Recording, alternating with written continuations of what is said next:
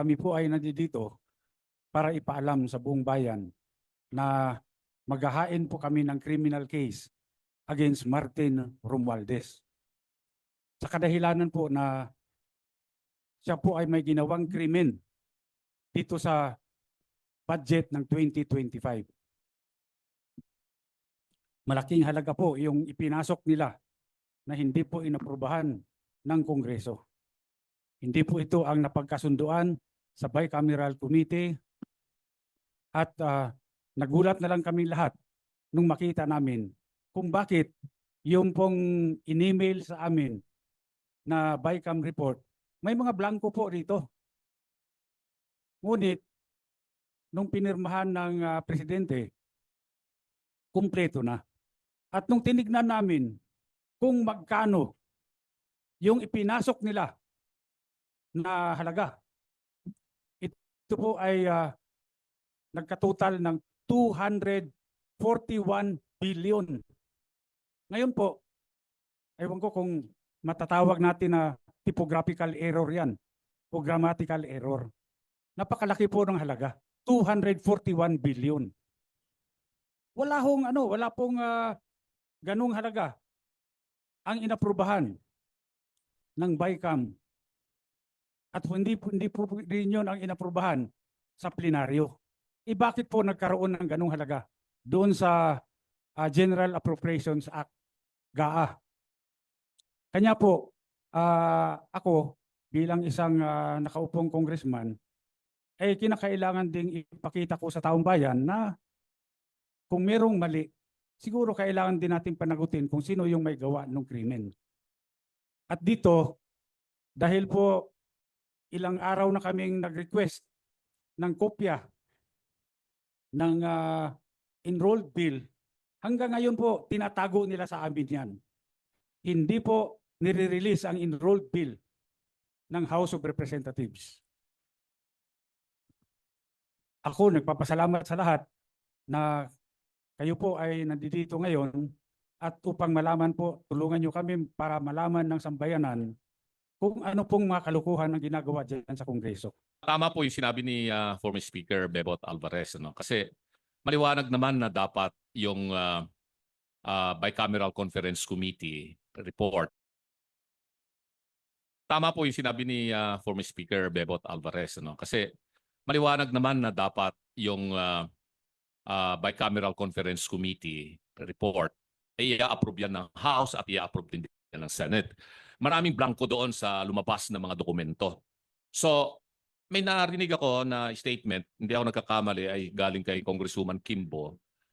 Ang nagsabi na yung technical working group ang gumawa na ng tinatawag nilang insertion based on kung ano raw yung napag-usapan doon sa bicameral conference. Ang tanong, meron bang records of proceedings doon sa Bicam? Wala Meron bang journal of proceedings? Wala silang maipakita. So dito siguro ay kailangang maimbestigahang mabuti itong mga members ng technical working group. Technical working group sa Senado, technical working group sa Kongreso, at sino-sino itong mga membro ng technical working group. At mag-execute sila ng kanilang affidavit. Kung talaga nga bang meron silang ginawang insertion dito o ano pa man para ma-fill in the blanks yung enrolled bill bago ipinadala sa Malacanang. Yun lamang po yung gusto kong maliwanagan dito. Dahil ay statement ang galing yan sa balita na napakinggan ko at nabasa ko na statement allegedly ni Congresswoman Kimbo na yung technical working group ay pinunuan itong mga blanco na nandito sa mga dokumentong lumabas na mga Bicam report. Na may pirma naman yung mga members ng Bicam Committee sa House at saka sa Senate. Sa tinagal-tagal ko ring staff, Speaker Bebot, dyan sa Kongreso magmula 87 hanggang sa Senado, ito lamang yung kauna-unahang pagkakataon. For many years na naging staff ako dyan sa Kongreso at pati dyan sa Senado na nagkaroon ng Bicameral Conference Committee na blanco na pirmado ng mga membro ng Bicam. At kung ito rin ay sinabit nila doon sa plenary session para i-approvean nila, asan nga yung enrolled bill? Sabi nga ni Speaker Bibot, wala pa hanggang ngayon. Sa akin, yun ang aking pinagdududa na bakit nagkaroon ng ganon ng mga insertion. Ano po yung particular na kaso na isasampa? At sino-sino pa po ang sasampahan ng kaso bukod kay Speaker Martin Romualdez? At kailan po ito isasampa? Sa aking pagkaalam, no, pwede akong i-correct ng aming mga abogado rito kung meron akong makaligtaan na pangalan. Number one, siyempre si Martin Romualdez. Pangalawa, itong si Saldico. Pangatlo, itong si Majority Leader Manix Dalipe ng Zamboanga. Bakit sila? Dahil po, una, wala pong nangyayari sa House of Representatives na hindi po alam ng Speaker of the House of Representatives. Lahat po yan may basbas ng Speaker.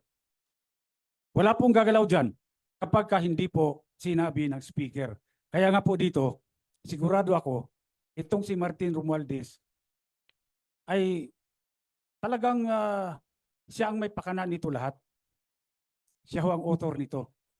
Ngayon, siyempre ako gusto ko rin magpasalamat kay Congresswoman Stella Kimbo.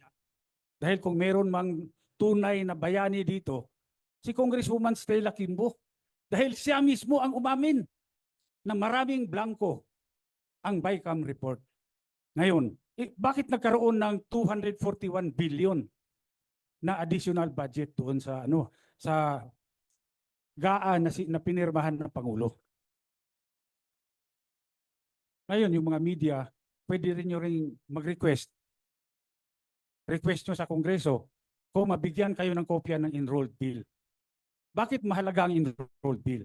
Kasi dito natin makikita kung ang enrolled bill ba ay faithful reproduction kung ano yung inaprobahan ng Kongreso sa plenary.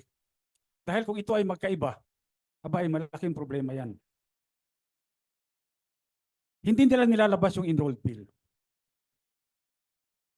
Ako may suspetsa. Anong problema? Ba't ayaw mong ilabas? Problema dyan, kung walang enrolled bill, yung liability magsishift, mapupunta sa Office of the President. Pinirmahan niya, walang enrolled bill. Sino naglagay ng blanco? Hindi sila. Kaya malaking problema. Siguro mabuti ilabas na nila yung enrolled bill para naman makumpare natin. Tama ba yan? O pareho ba yan? Nung inaprobahan ng BICAM, inaprobahan ng plenary. Okay. Maidagdag ko lang sa laki ng problema nila, palagay ko that is the reason why sinulong nila kahit kapos na yung oras ng impeachment para matabunan ito, para yun ang pag-usapan, para yung oposisyon ang nasa defensive instead of us being on the offensive. Pero hindi po natin bibitawan ito kasi napakalaki talaga, 241 billion. Kaming mga ordinaryong tao, we cannot even begin to wrap our heads around that figure.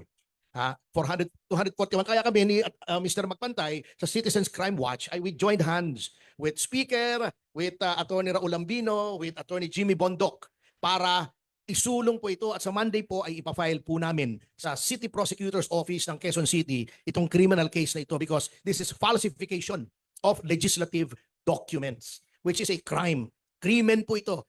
It is a crime not only under the revised penal code but in view of the amount involved, it is a crime against the Filipino people.